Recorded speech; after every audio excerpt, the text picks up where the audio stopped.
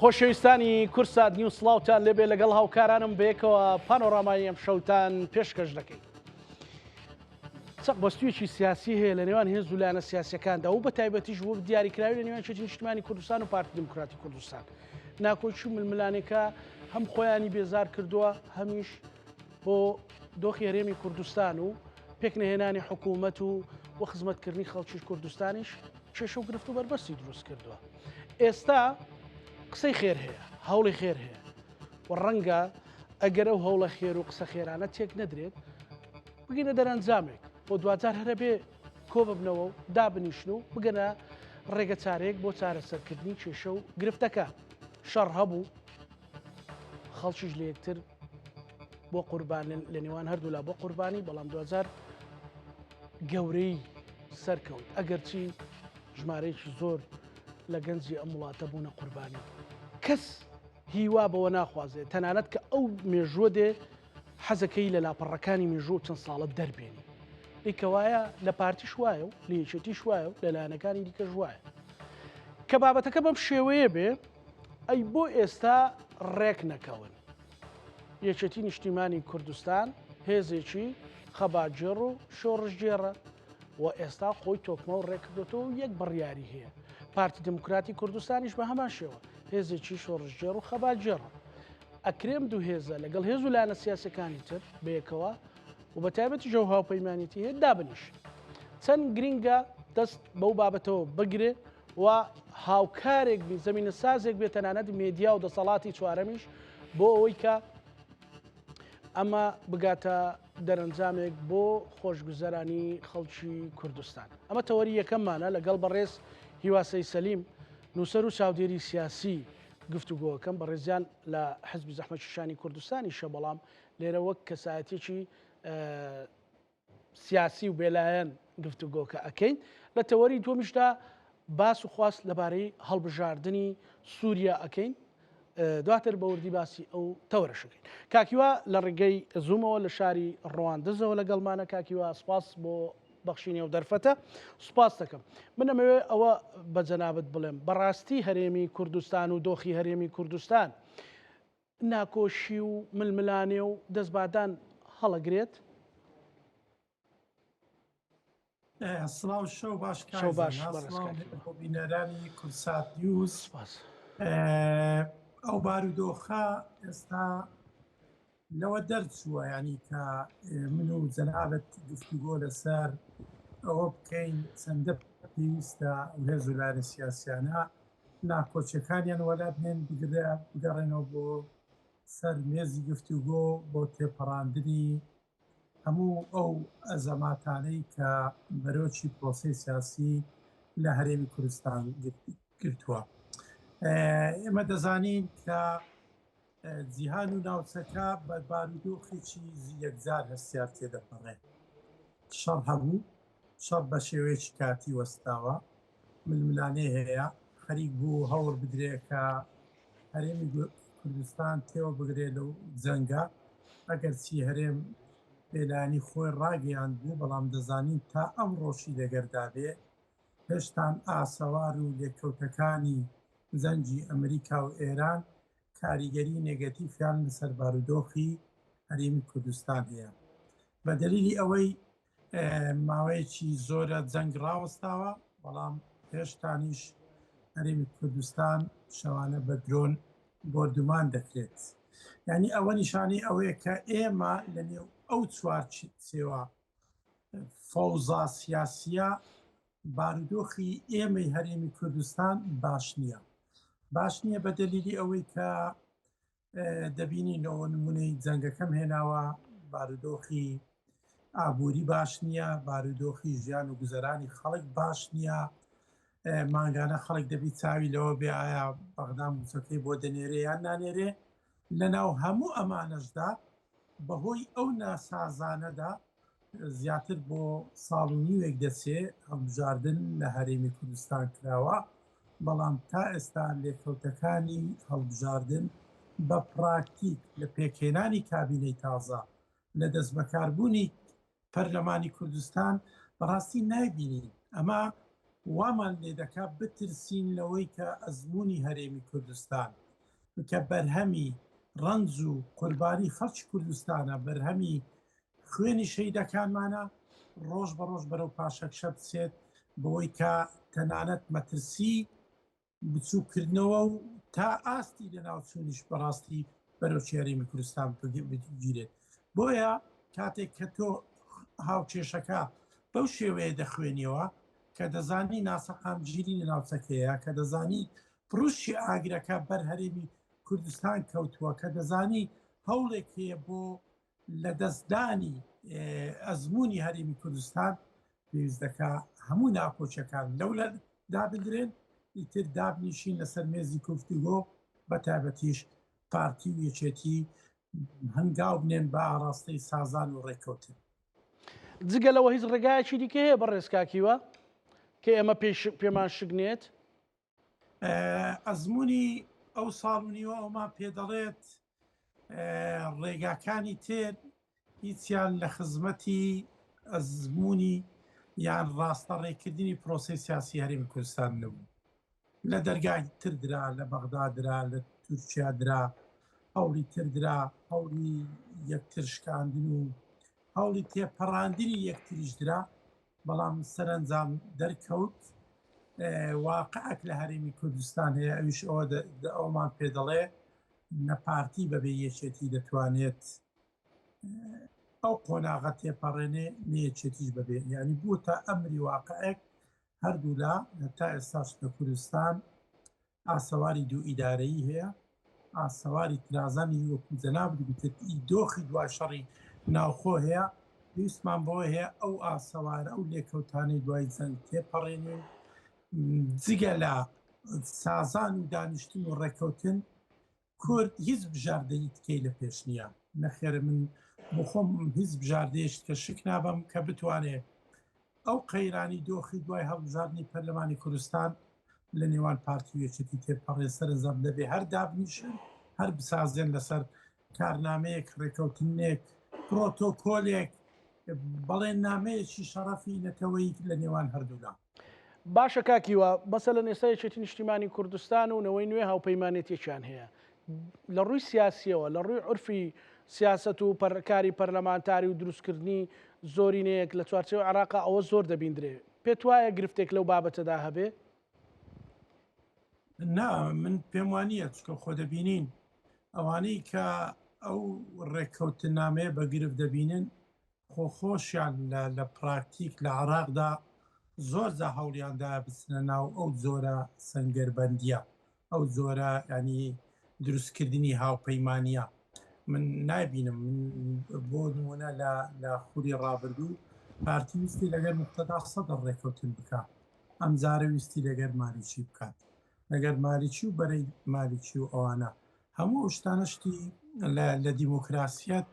بەڕاستی شتی واردن، ڕێگەی تێدەسێ ئاساییە. تۆ دەتەوێ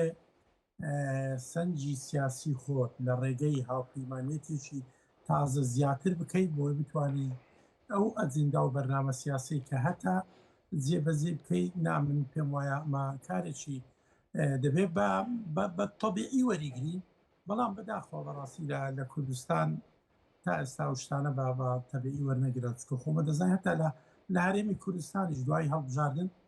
پارتی هەوڵیدا زۆرینەی پەرلەمانی بۆ خۆی مسۆگەر بکە، حەقی خۆشێتی ئەگەر بتوانێت. خۆ ببینیمان لە خودەکان ڕابردوو لە ڕێی پێکاتەکان و لە ڕێ هەندێک هێزی تر هەوڵیدا زۆرینە خۆ بەبێ یەکێتی دانیشتنی پەرلەمانی کرد، سەرۆکاتی پەرلەمانیشی هەڵبژارد، بەڵام سەرنجام هەر ناچار بوون دواتر لەگەر یەکێتی ڕێ بکەون، ئەوان لەگەر گۆڕان کردیان. ئێستا پێم وایە ئەمانە هەمووی لە دیموکراسیات لە ئەجوای دوای هەڵبژاردن بەڕاستی زۆر ئاساییە. کاک هیوا ئەگەر بۆن من لە ئێستادا یەکێتی نیشتیمانی کوردستان کە 38 کورسیان هەیە لەگەڵنەوەی نوێ بگەنە 55 کورسیش، بگەنە 50 کورسیش، بگەنە 49 کورسیش و تعبیر و تەفسیرە یاسایانەی کە بۆی دەکرێت، یەکێتی گونجاوە حکوومەتێک پێک بێنێ یان بڵێ بەبێ پارتی بخاتە پەراوێزەوە؟ کایزانە بۆ گونجان و بۆ عورفی دموکراسی ئەوکو دموکراسیەت جیاوازە واقعی کوردستان بڵێ بەڵام واقعک لە کوردستانێ من باسم کرد نە پارتی بەبێ یەکێتی نەیەکێتی بەبێ پارتی ناتوانن ئیدارەی ئەو هەرێمە بکەن خۆزیە دەیانتوانی خۆزیە دەیانتوانین خۆمە بینیمانەوە لە عراق دوای 2005 چەندین کابینە دێ دەستا و دەستی دەسەڵات هەیە سەرۆک وەزیران دەگۆڕێ سەرۆک کۆمار دەگۆڕێ بەڵام واقعی هەرێمی کوردستان واقعیش کەمان پێ دەڵێکە باسم کرد گوتم لێکەوتەی دوای شەڕی ناوخۆیە لە سەواری دوو زۆنی دوو ئیدارەی هەیە دوو هێزی پێشمەرگە هەیە و تەقسیمەکەش بەو شێوەیە ینی ئەمری واقع ئێستا جیاوازیەکی زۆر لە نێوان کورسەکانی پارتی و یەکێتی نییە بۆیە من پێم وایە هەر یەک بەبێ یەکتری ناتوانێت بەڕاست تێدا سەرکەوتنی ئەو واقعەکی تاڵە بەڵام دەبێ قبولی کەن هەردوولا دەبێ قبولی کەن پێشتر قبولیان کردووە ڕێکەوتنیان لەسەر کردووە ئێستاش ئەو واقع ماوە لە کوردستان هێشتان یعنی هێزێک ناتوانێت بە تەنیا مثلەن دانیشتنی پەرلەمان بکان زۆرینەی پەرلەمانی تەنانەت ئەگە بشتوانێ بەڕاستی ئەوەی جەنابەت پرسیار لەسەری کرد حکمی پارتی تا دێگەڵێ حکمی یەکێتی هەر تا ئەو دیوی دێگەڵەیە ئەمە واقعێکی تاڵەوە هەتا ئێستا لە کوردستان هەیە نابڕوان ناکەم هیچیان بەبێ یەکتر بتوانن لە کابینە وەزاریەکە پێک بێنن نا ئیدارەی ئەو هەرێمە بکەن بە تەنیا باشە کاکی وا جەنابەت دەندای مەکتەبی سیاسی حزبی زەحمەتکێشانی کوردستانی حزبێکی تێکۆشەر و ساڵانێکی زۆرە لە ساحەی سیاسی هەیە ینی نە یەکێتیت نە پارتیت ینی کە وەفدێک دەچێتە بەغدا شاندێک دەچێتە بەغدا پێت خۆش نیە شاندێکی هاوبەشی مؤسساتی بێ دامەزراوەکانی هەرێمی کوردستان بێ نەوەک مەسەلەن ترست لەوە هەبێ یەکێتی شتێکە کا براوێ شتێک بەدەستهێنێ و خۆی پارتی دوای بڕوا بێ ئەو شتێک بەدەست بێنێ بە تەنیا ئەمە کاریگەری لەسەر لاوازبوونی هەرێمی کوردستان نابێ کاک زانایمە حزبەکەمان لە پاڵ حزبی شوعی کوردستان و زودنەوەی دیموکراتی کوردستان 3 ساڵ پێش ئێستا یاداشتمانداوەتە پارتی و یەکێتی لەسەر مەترسی ئەوەی کە هەر حزبێک بە تەنیا بچێت دانووسان لەگەر بەغدا بکە پێمان وا بووە ئەگەر چوو بێشی بەڵام دەرەنجام و لێکەوتێکی پۆزتیڤی بۆ ئەو داخوازیانە نابێت کە ئەوان پێی هەڵدەستن بۆ ئێمە پێمان وایە لە ئێستادا پێویست بۆ دەکا لە هەرێمی کوردستان هەموو شاندی دانووسانکاری تایبەت بەخۆی هەبێت هەموو ئەو هێزانە بگرێتەوە پارتی و یەکێتی بە دەرەجێک دواتریش ئەو هێزانی کە ئێستا نوێنەراتیان لە پەرلەمانی عراقەیە بەیەکەوە دەتوانین بەڕاستی زۆر ئەزمە زۆر گرێکوێرە تێپەڕێنن چۆن مەسەلەن دەیانتوانی بە باشتر پرۆسی هەڵبژاردننی سەرۆک کۆمار تێپەڕێن نەکەەوە ئێستا بۆ تەگری کوێرەی زۆر گەورە لە نێوان پارتی بەدەر لە تەنزی سیاسی یان بکۆ حەزێکی کوردایەتی مەسەلەن ئێستا من پێم نیگەران بۆ گەریەکێتیژەوەی بکردبایە مەسەلەن کاک مەسرور بارزانین کە جێگری سەرۆک پارتی دیموکراتی کوردستانە زۆربەی هەرە زۆری لایەنە سیاسەکانی بەغدای بینی عراقی بینی مەسەلەن سەرۆک کۆمارێکی کورد هەبوو نەیبینی یعنی مەسەلەن ئەو ئێشێکی نێتەوەی نییە بڕواناکەم یعنی کێشەی پارتی و ئەو بەرپرسانەی کە بە نوێنەراتی پارتی دەچن بۆ بەغدا لەگەر سەرۆک کۆمار بەقەت کێشەیان بی لەگەر پێکاتەکانی تر خۆلایانی کە شەڕەقسەیەک لە نێوان بەڕێز سەرۆک کۆمار و بەرپرسانی پارتی دروست نەبوو بەڵام ئەو شەڕەقسەیە زۆر بەتوندی لەگەر حلبوسی هەبوو لەگەر پێکاتەکانی تر هەبوو لەگەر قەیس خەزعەلی هەبوو لەگەر ڕێیانکردانی هەبوو بەڵام دەبینین نۆرماڵە ئێستا پارتی لە سیاست وایە ئەوە مەبدا دەڵێ دۆستایەتی تاسەر نییە بەرژەوەندی هاوبەشەیە یخۆ تۆ شەریکە دەسەڵات تێ لە هەرێمی کوردستان تێچێتیە ئەنی ناکرێت تۆ ئەو خلافاتانە تێنەپەڕێنی بەڕاستی نابمە بەڕاستی بۆ هەردوو شاندی پارتی پرسیار بوو بەڕاستیە بینیمان بەزاری ڕاگەیەندکاران ئەو پرسیارە وروژێندرا ینی بۆ دەبێت هەموو پێکاتەکان ببیندرێ بەس تایبەتیش ئێمە دەزانین لە نێوانی هەرێمی کوردستان و بزات پارتی و بەشێک لەو پێکاتانی کە لە دوو ژی ڕابردوو بینیان ناکۆچی زۆر گەورە بوو تەنانەت ئەو ناکۆچی هیچ بۆ ئەوەی کە ڕۆژانە ئەوانەی تۆمەتبار دەکران بەوەی کە لە پشتی نردنی ئەو درۆنانن کە هەرێمی کوردستان بزات هەولێر و دەوروبەری هەولێریان پێ بۆ دومان دەکرا بەڵام ئاسایی بوو من پێم ئاساییە بەڕاستیدان وەکو باسم کرد ئەو پرانسیپێکە لە سیاست کە دژایەتی و تاسەر نییە ئاساییە بەڵام ئەمە بە هەمان پێوەریش بۆ کورد و کوردیش ڕاستە بۆ یەکێتی و پارتیش ڕاستە دەبوو بەڕاستی ئەو مشاکلانە تێپەڕێندرێن ینی لە چوارچەی ئەو شاندانی کە دەچن ئەوێ دەست پێشخەری کرابە بۆ دیداری کوردی دیداری پارتی و یەکێتی دیدار لەگەر سەرۆک کۆمار ینی ئەمە من پێم وایە خۆ ئەزمموی ڕابردوو شەر هەبوو پێشتریش لەگەر سەرۆک کۆمار لەگەر بەڕێزکردبەر هەمیش هەما کێشە بوو بەڵام دواتر دانیشتن خۆ ناکرێتەوە هەتا سەر سەنگەر لە یەکتر بگری و مۆڕە لە یەکتر بکەی و لەگەر بەیەکەوە دانەنیشی ئەمە سوودێک بە هەرێمی کوردستان دەگەێنێ گەر بەردەوام بۆ شێوەیە مامەڵە بکرێت وڵات خۆتان بینیتان یعنی ئەمە پرسیاری پێکاتەکانی تکەی عراق بوو میدیای عەرەبی بوو یعنی دەیان پرسی بۆ دەبێ شان لە هەرێمی کوردستان بێت هەمومان بێنێ بەڵام سەرۆک کۆمار نەبینێ یعنی ئەمە دەبێ بەڕاستی ئەو گرێچێرە بە تەواوی بکرێتەوە بەسە کۆتایی بە و ناکۆچێ بهێنن بە تاکید سبەی ڕۆژێ ینی پرسێک هەیە مثلەن هەوڵێک هەیە بۆ تێپەڕاندنی هەمواری دەستوری تازە تو پێویستت بۆیە سبینێ ئەگەر هەر هەوڵێکی لەو بارەوە سەرۆک کۆمار ڤیتۆ بکە سەرۆک کۆمار چییە ناکرێتەوە بین و ئەوەت لەگەری نەبێ یان هەر هەوڵێکی تر لەو بارەوەکەیمە دەڵێن سەرۆک کۆمار بە پێی دەستور ئێستا پارێزەری دەستورە لە عراق دەستبینێ هەر دەستبردنێک بۆ خاڵێکی دەستوریان هەوڵێکی تێریان تەنانەت پەیوەندی دیبلۆماسیەکان ئاستە دیبلۆماسیەکان کورد پێویستی بەوەی یەک بێ یەک ریز بێت تەنانەت من ئەزمموی سەردەمی سەرۆک کۆمار مامزەلارمان هەیە یعنی مامزەلار دەیتوانی هەموو فراکسیۆنەکان بەڕەغمی ناکۆچەکانی ناوخۆی خۆشە کۆکاتەوە هاوپەیمانێتیەکە بوو یعنی کورد لە کوردستانەکان بێکەوە کۆ دەبوونەوە ئەو دەبوون جارێ پێم وایە بەتەنیا هەر مقاتعەکە یان بایکۆتەکە سەرۆک کۆمار نییە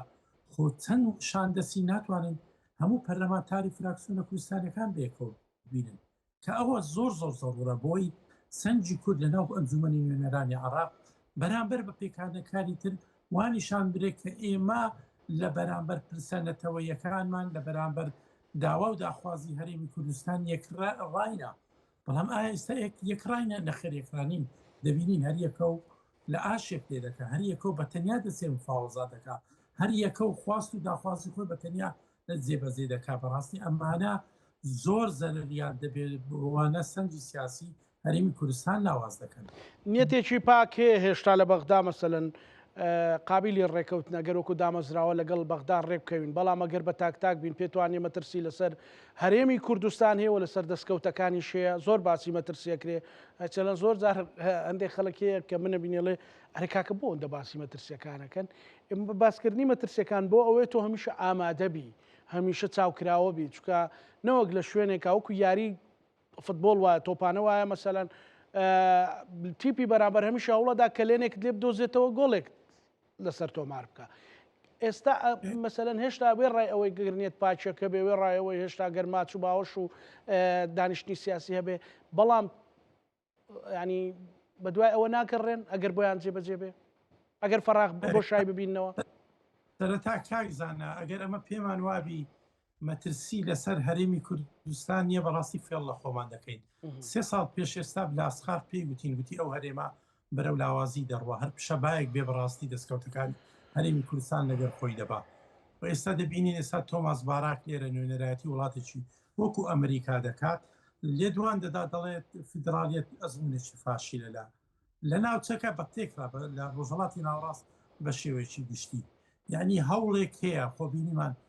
تەنانەت پێکاتەکان بەشێک لە پێکاتەکانی عراق بەسن و شیعش باس لە هەمواری دەستور دەکەن یعنی هێمە مەترسیمان لەسەرێ پرسی هەرێم پرسی پێشمەرگە بینیمان ئەو ڕۆژە یەکێ لە فەرماندە باڵەکانی ئەمریکا پرۆژەیەکی تەقدیم کردووە بۆی کە هەموو هێزە عراقیەکە هەموو هێزە چەکدارەکانی عراق لە چوارچێ وەزارەتێک کۆبکاتەوە یعنی ئەمانە دیڤید پتریۆس ئەمانە هەموو مەترسین لەسەر ئێمە خۆمە دەزانی چەند کێشەی ناخۆی خۆمان برد بۆ دادگای فدرالی دادگای فدرالی بڕیاری لەسەردا لە بابەتی پرسین فرۆشتنی نەوت لە دادگای پاریس یەکلا کراوە بە پرسی درێژکردنەوەی تەمەنی پەرلەمان پرسی درێژکردنەوەی کۆمیسیۆنی هەڵبژاردن هەموو ئەوانە خۆبینیمان لە بەغدایەک لاکراوە بۆی بەڕاستی مەترسی یەکجار جددی هەیەگە پێمان وابی مەترسی لەسەر هەرێمی کوردستان یا فێڵ لە خۆمان دەکەین هەر ئەوە بەبییر خۆمان بێنینەوە کە هێشتا چڵ ڕۆژێک دەبێ مەسەلەن درۆنەکان فەرقیان کرد بە هەولێر و سلێمانی و هەڵەبجە و دۆک مەسەلەن هیچ فەرقێکیان کرد ڕەنگە لە ڕێی ژمارەوە شوێنێک لە شوێنێک زیاتر کەمتر بێ بەڵام هیچ فەرقێکیان بە یەکێتی و پارتی کرد نەخێر بە دڵنیایی ئەما پێمان دەڵێت کە کێشەی نیارانی کورد لە هەر وڵاتێکی کە کوردستانی بەسەردا بەشکراوە لەسەر ئەوە نییە کە کووردا هەویەی زەرداوە هەویە سەوزە ئەوە سوورەویان هەر لەسەر بە هەر لایەنشتکەی سیاسیە کێشەی ئەوان لەگەر میلەتی ئێمەیە کێشە لەگەر دەستکەوتەکانی خەڵکی کوردستانە هەر ئەزمموی ئەو درۆنانە ئەویان پێگوتین چۆن بە هەولێر فڕۆکەخانە بردومان دەکرا بە هەما شێوە گدیUN بردومان دەکرا چۆن سووداش بردومان دەکرا بە هەما شێوە هەرید بردومان دەکرا بۆیە بەڕاستی دەبێت ئەمە بگەینە ئەو ڕاستیەی کە کورد پێویستی بە خطابێکی نەتەوەیی نیشتیمانی کوردستانیانە هەیە بەدەر لە ئەجندای حزبی کورد پێویستی بە استراتیزێکی هاوبەشی کوردستانی هەیە بۆ ئەوەی ئێمە بۆکو وەڕقەیەک بۆ دانووسان هەمیشە ئامادە بێ پێیان بڵین ئەمە نمونەمان لە دواییشت لە پێکهێنانی ئەو کابینە وەزاریە کە ئێستا عەلی زەیدی سەرۆکایەتی دەکات تەسەوەر دەکە عەلی زەیدی پێشەوەی هیچ خەبەرێک هەبێت کە 100% متمانەی پەرلەمانی عێراق بەدەستدێنێ کارنامەیەکی بڵاو کردەوە ئەو کارنامەیە بەدڵی کورد نەبوو خۆگە کورد یەکگرتوو بە خۆگە کورد لەم فاوزات لەگەر عەلی زەیدی بێکەوە دانیشتبان پارتی و یەکێتی دەیانتوانی مەرجەکانی خۆیان لەناو ئەو کارنامەیە جێ بکەنەوە بەڵام لەبەرەوەی یەکگرتوونی بەزیا لە هەولێر دانیشت دوای هات لە سلێمانی دانیشت دوایش کە متمانە بە کارنامەکە و بە کابینەکەی درا کەس نەیتوانی دێرێک لەو کارنامەیە بگۆڕێ دەڵێن بەڵێندراوە هاو پێچێک بۆ داخوازەکانی کورد لە کارنامەکە جێ بکرێتەوە بەڵام کورد مەسلێکی زۆر جوانیە دەڵێ ئەوەی لەگەر بووچێ نەبی لەگەر بەربووچێش نییە ئەوەی لەگەر بووچێ بوو ڕۆیشت هیچی بۆ کورد تێدانە تەنانەت لە تەواوی خاڵەکان یەک جار ناوی هەرێمی کوردستان هاتووە بۆیە بەڕاستی ئەمانە نیشانەی ئەوان خەڵکی تێ دەیەوێت لاوازی ئێمە بقۆزێتەوە ئەو کونوکە لە بەدانەی لە بینی پێکاتەکانی هەرێمی کوردستانن بەڕاستی دەستی بۆ دەبن و برینەکانی قوڵتر دەکەن ئەوەشی کە دەتوانێت برینەکان سارشکە تەنیا کورد خۆیەتی نەخەڵشتی کاکیوە ساڵێک و 6 مانگ زیاتر ڕۆیشتۆ مەسەلەن لەسەر هەڵبژاردنی هەرێمی کوردستان خۆگەر حکوومەتیش پێک بێت 2 ساڵێک تەمەنی دەبێ بۆ ئێمە لە ڕووی یاساییشەوە خۆمان ڕێخینەوە بنێت پاچێکی شەبێ مەسەلەن هیچ نەنجێکی تێدایە هیچ عیبەیەکی تێدایە مەسەلەن عیبە سیاسی دەڵێ مەبەستمە یەکێتی پارتی ڕێکەوە لەسەر کەسایەتێکی تەکنۆکرات با تۆزێک لە پارتی نزیک بێت تۆزێک لە یەکێتی نزیک بێ بڵێ کاکە 2 ساڵە حکومەت بەڕێوە بە ئێمە پشتیوان تەبین وەکو ئەوی کە شیعەکان دەیکەن بەرامبەر بە عەلی زەیدی بەرامبەر بە مستەفا کازمی بەرامبەر بە عادل عەبدولمادی بەرامبەر بە محەممەد شیع سوودانی 4 نمونەیان پێشکەش کردوون وەڵڵای نە عێراقی بچوو بۆ نەشیعش هیچ هێزێکیش کەم بۆ هەر کەس و کورسی خۆی دێنێت یعنی هیچ گرفتێکی تێدا ئەگەر پێشنیازێکی لەو جۆرە ببێتە ئەمری واقع وەڵای من پێم وایە نەگرفتی تێرانیا جۆرێک لە دەرچەیەکی شەوێ بۆ سارەسەرکردنی ئەو قەیرانە هیچ لە خۆمان نەشارینەوە ئێستا ناکۆچی لە نێوان پارتی و یەکێتی لەسەر پۆستە یەکێتی پێی وایە معادلاتی ناو پەرلەمان دوای ئەو هاوپەیمانی لەگەرنەوەی نوێ گۆڕاوە ئەو 38 کورسیە و 39 کورسی هەیە پارتی پێی وایە نەخێر ئەو براوەی یەکەمە دەبێت ئەو پۆستانی کە پێشتر سەرۆکۆمان داوا سەر و هەرێم و سەرۆکوەزیران هەر لای ئەو بمێنێتەوە ئەگەر بژاردەی سێم ئەوە بێ کەسێک لە دەرەوەی پارتی یەکێتی دەرەوەی کەسی باڵادەستی پارتی یەکێتی کاکە با پارتیەکی ئایار 21 سەرۆکوەزیران بێت بەڵام لە خودی ئەوانە نەبێ ئەو دەموساوانە نەبێت کە ساڵانێکە لەو پۆستانن بڕواتە بێ بۆ ئەزمونونەکەش جوانتر دەبێت بڕواتە بێ پەرلەمان باشتریش دەرەقەیتی دێت لێی پێچێتەوە پرساندنی لەگەر بکات يعني ئەمە یعنی ئەزمونێکی ئەوەی عراق ئەزمونێکی یەکجار جوانە تەسەوەر دەکە عادل عەبدولمەهدی دانرا دواوی کازمی دانرا ئێستا سوودانی دانرا هیچێک لەوانە کوتی بەهێزی پەرلەمانیان نەبوو و بە ئاسانیش دەتواندرا پەرلەمان بانجی بکات لەسەر پرسێک لە پرسەکان پرسیاری لێ بکات بەخوای بە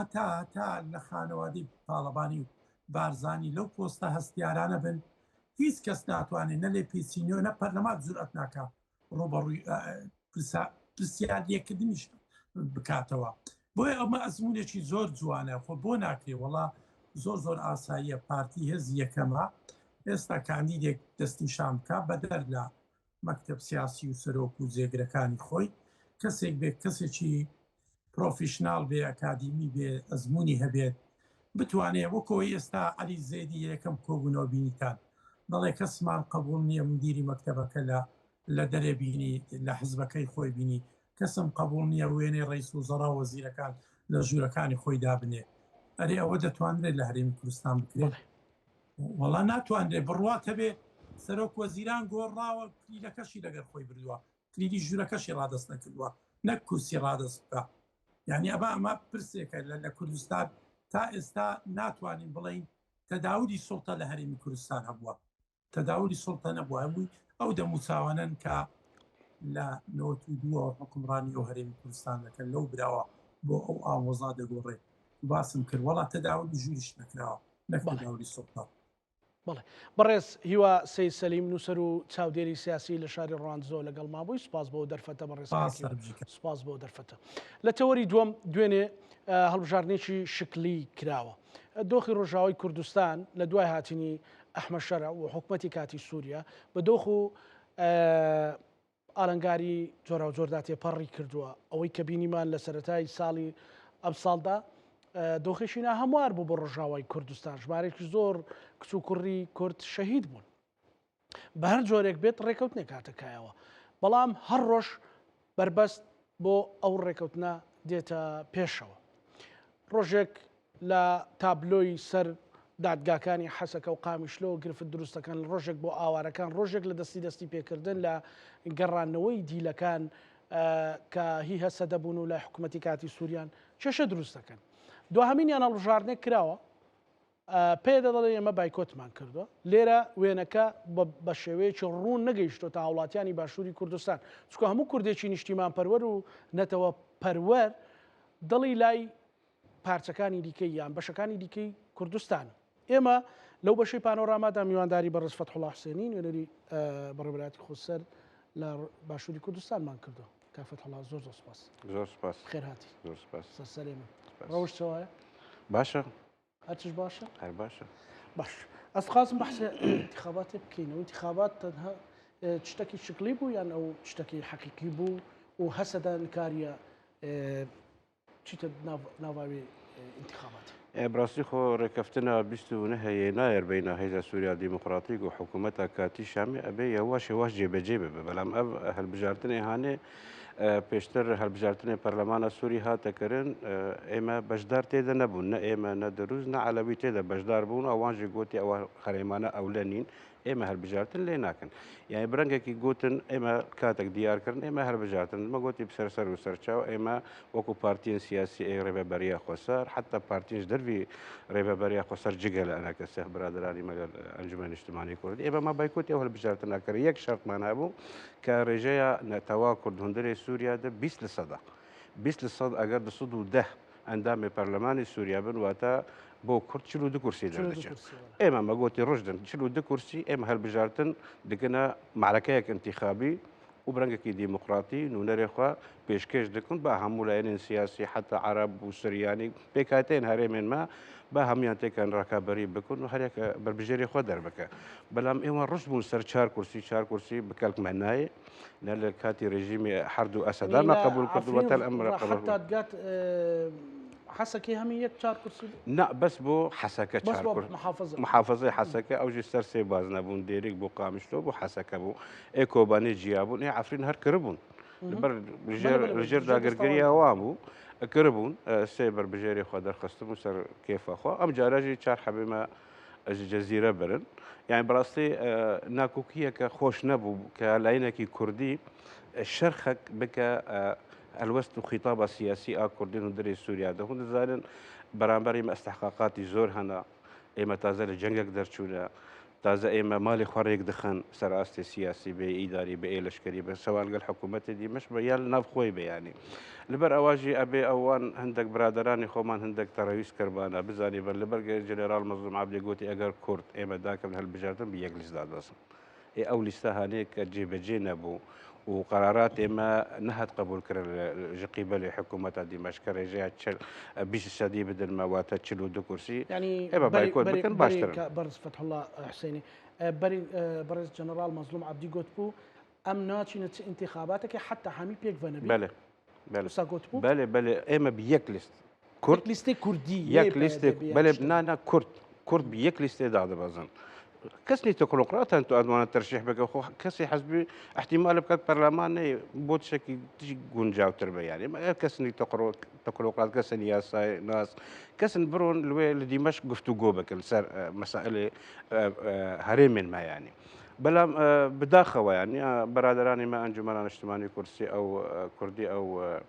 ريكفتنا جيبجينا او بانجاجي جيبجينا كرن وبلس كرن قال لك لس كرن بو استشار كرسي برلمان كبرلمان سوريا بالاساس كاتي حافظ اسد حتى بشار اسد جولاني برلماني تشبلع نا بروجي ياسا لايوان هيا نا خدمة جوزاري لايوان هيا نا اتوان ببنا فراكسيون اوبوسيون هندري او برلمان البرا واجي برلمان كي شكليا بلا موجوده كرد حضورها كرد برنجا كي فرمي دويدا زور جوان باك اما برجايا كباش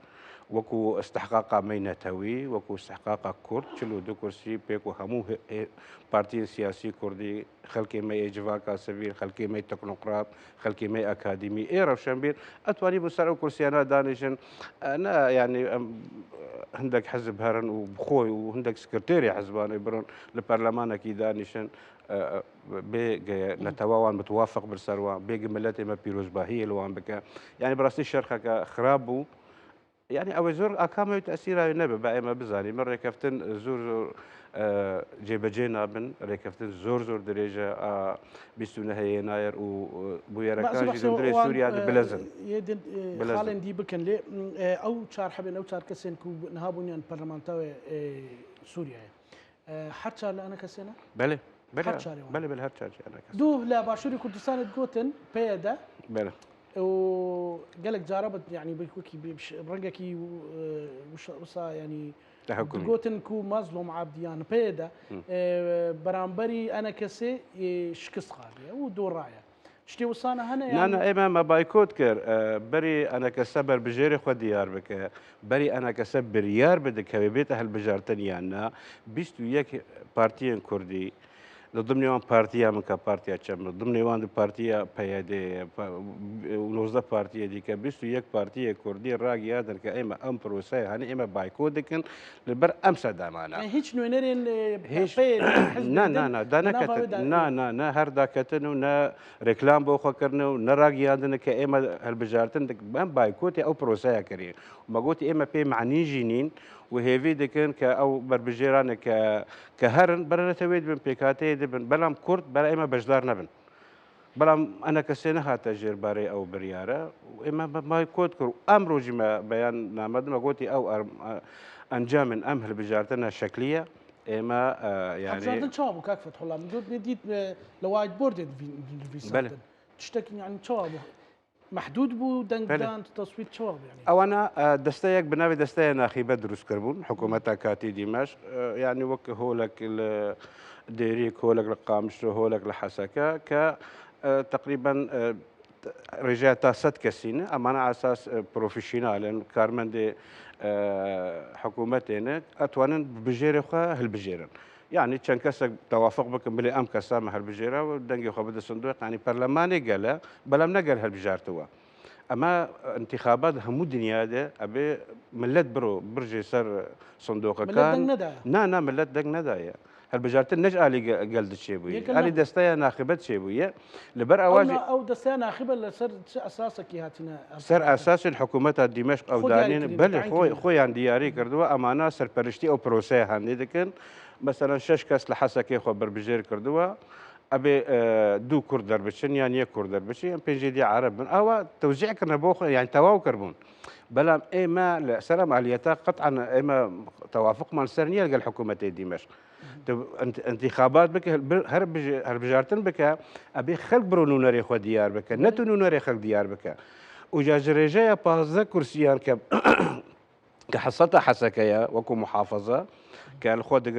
وكو باجاري حسكا قامشتو ديريك عامودا درباسية ترباسي في الخود دقرا بازدا كرسيين الدهكس وبأوهل بجارتين الطنك التسك درب شنو بيش كزي واحمد الشرعوان تعيين بك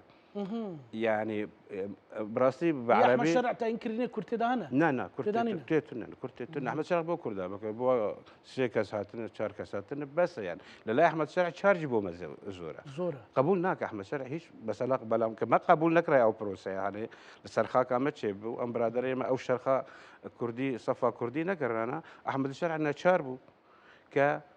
تعاملك دي كان مسألة هاني بكل برتا إستا علوي نهاتن أو بروسيا دروز نهاتن أو بروسيا إبو إما كردرون أو بروسيا أنت برلمانك هيا إستا بو خداد نشوف شبلا بو أحمد الشرع عليه بالي بدا بلام إما وكو نتوا استحقاقي ما هيا أبي إما مالا كردي بردوازنكن ونرون جيربالك كباري إيوانيا ودواي تنتواني جي برجريل ما في نتواخو بك ما في نتوان بگفتگوی ناو برلمان درست نابه واقعکی تو هيا هیزک تو هيا ریوبریات هيا توافقاتنا کنفرانسک نکردوا ما توافق زربونا 26 سنه شو درنجامي كون پیش برون بروسه هل بجارتن بتشلو حيث عطا دار انكسي ايه الصف الاول قلت او كونفرانسا فشل هنا اي بابا ما كردي بو دريك بخوك دريك بو خوكرني او توافق او كونفرانسا هاني بسر برشتاي اجتماعي كردستان بو ديمقراطي كردستان بو دم بارتي بو همو خلقي ما تشابلا بيلدا قلت يكم جاره توافق كردي دروز دبا پیش برون او بروسيا اعلان كان راقيا سر شاشه الميديا كاواش اواش بو بري نازل برسكي بكم يعني خاطنك دي هي دبيجن كو اتفاقي كفشارتي هي و مجرافاي كردستان دبيجن يعني او بوستنيه حكومي يكارجيريج بو حسد ابن و هسه داش برداش برلمانتويش بو انا كسبن دي لشتوكك هي نافاوي يكيدا لي بس ناخذ ملت باغايها بالسربيه كي تشتي صاهنا الراس كده اتفاقيه فشار لا هيش قصدي اتفاق انجمن الاجتماعي كرديناك قصدي سربرشتياري همو گفتگوی عندك سربرشتياري همو بروسه سياسي والاشكري واداري دك يعني ام بروبلم مثلا اصلا شجره قصدي وجنرال مظلوم خوي تكسكر سر اداره دمشق جارك شنديه كردي ببينن وچند جرجي تكسكر چند جاره شنديه كردي همي تدهبون بله بالتوافق همو حزب سياسي بو يعني توافق سروان هاتو بكره نهكسبون بلام دمشق ساعة الصفر تحديد نكر كبيشوازي الوان بك يعني هولي ما بردوان بون كأو شاندية هاني برو توافق يعني سر ما فينا تواما خوي قفتو قويان بك بلا مسائل الاشكري مسائل إداري ريبا بريا خسرو هيزا سوريا ديمقراطيك دك هيش ريكفتن الشاروانية وأو شار كرسيانا أجر بو خد بننسر كفتنك باب وان بلا ملتي ما تيجهشت براستي ملتي روجافا تيجهشت أمانة دقوتن ما في نتوي وبروجي ما نتويه واما فيدراليه تخوازن واما وثق في مطالبه وانزور بو واما بروجي ما نكردينا او بشار كرسي يعني مزور تعيين كري رازي بون خوسكا وانا بايا او خوسكم او قصجي نكردايا بلان برادراني ما اوندا بروباغندا كبراستي بمعنى دكن جارك ديو برسيج بو باشوري كردستان يزب سوراني بيجم يعني استا مظلوم جنرال مظلوم عبدي وهسدا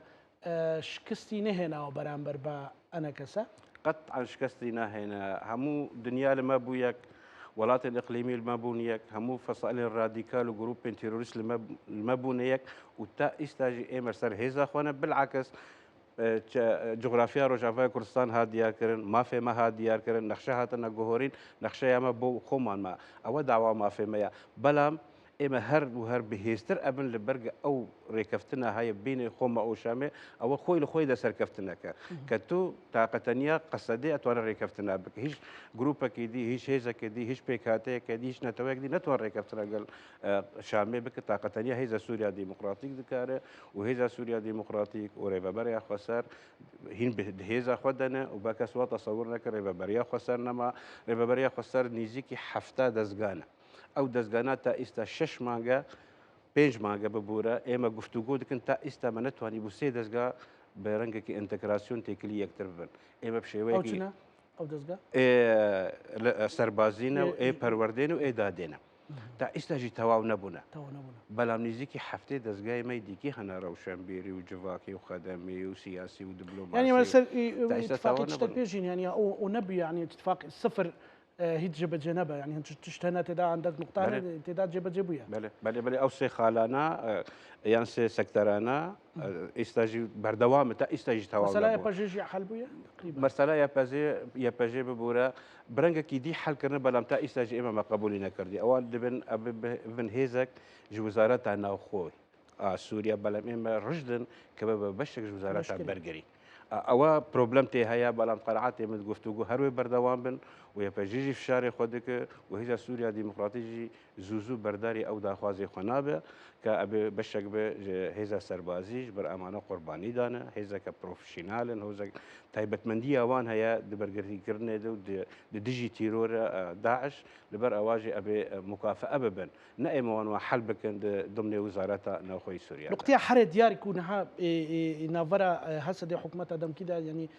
نقطەیە ناکۆکیە بێت چنە ینی تانها ناکۆکی زۆرن خۆیان فۆبیایە مستەلاحاتە لای حکوومەتە کاتی ئاشامی هەیە فۆبیا لایوان ئێوان وا دەزانن کە تێکەلبوون ئێمە بڕۆن ژێر چەترەیەوان نا ئێمە هاتن یەکتر تەمام بکەن برەنگێکی تەکاملی شەریک بن ئەنتەگراسیۆن واتە شەراکەت ئەنتەگراسیۆن نەهاتمە تو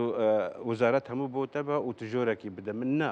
وان نییە خصوصیت ئەمە هەیە تایبەتمەندی ئەمە هەیە تایبەتمەندیە نەتەوامە هەیە هەیکەلیامە ئەبێت تایبەتمەندیاوێ هەبێ هێزا سووریا دیموکراتیک دڵم لێوێ دەڕێژەیە هەری گەورەیە هێزن کوردی نیە پەکەویە پەژەیە ئەمە دەریبەیەکە گەورەدان ئەبێت تایبەتمەندی ئەمە هەبە ئەگە تایبەتمەندی ئەمە نەبە قەنەعات ئێمەدە حتانی یان حکوومەتە شامێ بێگو هەرتن بەڵام ئەو ئەنتەگراسیۆنە بشێوەیە ئەو بیر دکن ئەوەی زوو جێبەجێ نەبە و قەتعاژی جێبەجێ نەبە مەسەلا دیل و مەسەلا ڤەگەریانە ئاواریان بۆ سەرماڵ و حاڵێن خۆ بەتابەتی خەڵکی حەفرینێ و سەرێکانی ئەو تەمام چێ بووە عفرین قەنەعات ئێمەدە تەواو بوو کەسێنگە بە نەگەریان بەڕەزەمەدیە خۆ بە نەگەریانە آخر دەفع بەری بکون تشتێکی وان دەرانە لە عفرین وان تنەیە بەڵام بشێوەیەکی تۆزێک پرۆبلەم هەنە ئەم نابێن پرۆبلەم تنەمە 2018 کانتۆنەکە داگرکریە و بە حەزاران فەسائلەی رادیکال و چەتەل وێ بوون و خەڵکی وافدجی لێ دەرکانە کاتێک ژوارن بەڵام تا سەرێکانی برێژەیەک زۆر کێم گەران نەژبەر تا ئیستا دەمانات تنەیە هیچ گەرانتی نییە کە خەڵکی ئێمە بگەرن و ئەتوانی بگەرن سەرماڵی خۆ و شوونێ خۆ بسەلامەتی تا ئیستا ئەو گەرانتیشی حەفرینەدا هەنا هێزە ئاشایشی بەێ وە تێکەل ببن بەڵام دبن سیبەرە ئەمن العام ئەمنی گشتی بەلێ ئەتوانی خەڵکی مە پارێزین بەڵام هەر ئەسایی شامی کوردیە بەر ئەساییشا کوردی بەشەکە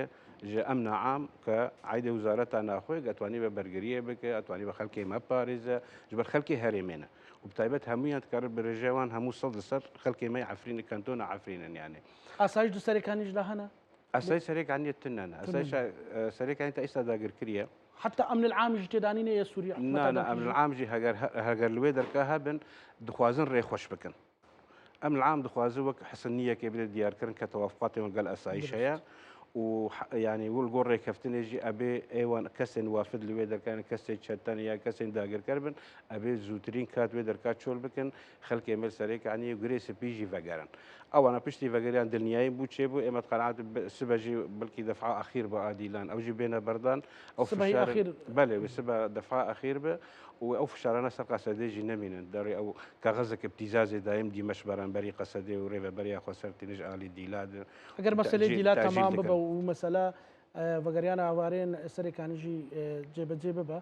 ینی چ دبینێت ینی مەسەلا گەلێک تش دەبینن مەسەلە زۆرن ئەو نهایە وەقتینە دروست بووینێ بەلێ ینی ئێمە ئەولەویەت خەڵکی مە بکەرامەت بەگەرن شوونێخوا ئەو کەسێن داگرکار ژ خاکە مە دەرکەون سیم ئەم کارن تەوافقاتی نافخۆی بکەن ئەگەر وڵاتین ئەقلیمی دەستوەردانەکە دەندرێ پرۆسەی نەکە بەڵام دەستوەردانە تورکیا زاڵە ڕۆژانە شاندەوێ استخباراتی دیبلۆماسی سیاسی لەشکری هەموو لە دیمەشقن یعنی ئەوە وڵاتین ئەقلیمی دەستوەردانی نەکەن حسن نیە دبینن ئالیە ئەحمەد شەرابە جروبن يعني جروب كسر الحكم دمشق دكن شيباني دقال احمد شرع يعني فرق توا بله بكل تاكيد احمد الشيباني يعني درجيك بياوي تركيا اگر احمد الشرع نرم دكا او عشق دكا بلان بدهان جروب توزيع الدوري يعني حد وسايا نا هرت توزيع ادوارج بنا اما الرجال حكم منين قطعا حكم نكرنا بله امانه بله بله حكم نك فصائل. بقرا وان ديار يعني بلام هر توافقات وحسان تربن لبر دمشق حجمي خوي دزانه وايمجي حجمي خو دزانه اما توان توافقات بكن بلام اگر هيزن ناف دولتي للسرخات بن زياتر كهيزن اقليمي للسرخات بن هيزن اقليمي بشكي سركابون ككريزه سوريا وند دريشكر وش ولاتي ما زياتر بازا صارت بكريزه منو ويران ببه يعني ما بسايا هيزن اقليمي بو لبر اواجي اگر روبرو هيزا سوريا ديمقراطيك وحكومتها كاتي دمشق گفتگوين جدي وزياتر بكن مكثف بكن او كاري بسر قال لك مساله ريبك افن مسائل ما زياتر مسائل لشكري واداري دواي ما في نتويه ما في دستور ما في كسباندنا ما في نتوامي دندري دستوركي كهمو توافقك سرها بيستا راجي عندك دستوري هي خود دستور سوريا نيه استا سوريا خوي لخويدا دولة نيه دولة نيه ديفاكتو حكم دكن البر اواجي ابي اما توافقات يعني زيارات ما زوربن بلام ببيد سوردانا كهريمي بترسيا الشهر هي جارب اما تشقى نرم دكن لقلوان بو شرنبه اوجد قناعات او بريار لا يوانيه شربه شرنا بجبر اوانجي او بروبلم واني زور هني يعني نتوان تا استا خوي لخوي دا خوريك بخن يعني تا استا خو احمد الشرع نتوان هم السنه قانع بك دروز لي عازن علوي لي عازن كر لي عازن يعني البر او بيجي هيدي سياسات خبكن قناعات مدى ام نبرم بركي شركي نبلم شركي سياسي ودبلوماسي واداري وزور هبه بين خومان ودمشق جبو باشوری کوردستانی بو خلکی باشوری کوردستانی کو هر دستیوان سد لیوانش بو خلکی روجاوای کوردستانی دوماهی پیامات چی برس کرد يعني براسي هر دايما ما سباسيا هريما كردستان دكن وبري كان روجا كيجي ما برنگا كي فرمي سباسيا بارتي سياسي كردستاني خلقي خو منطقه تك ما سباسيا وانكر كرجل برخدانا روجا افا وستيان وازانم جي دلي وان سر روجا افايا بلام بابزاني بن روجا افا هر بهيزه ببالبشتياوان وهرو بهيزي بمينا واف ناكوكي هبون دايم لا ايما هبو ام برادران انجمنان اجتماعي كردي دايم او بروبلم بوما ذكرن يعني بلام دايما تجاوز ذكر حتى ام جياشتن ام شانديك قتنياش دروز بكن بلام دي سي ارازينا ان شاء الله مساله برلمانتويه تسبلانجي او جي تجاوز دبا بكل تاكيد مرسلاك نتويه من التجاوز بكن برئيس فتح الله حسيني ينري ريفري خوسر لباشوري كردستان زوز خۆشەویستانی کورسات نیوز لەگەڵ هاوکارانم بێکەوە پانۆڕامای ئەم شەومان پێشکەشکردنی و شەمولایەکتان ئەمانەتی خوای گەورە بنخواتە.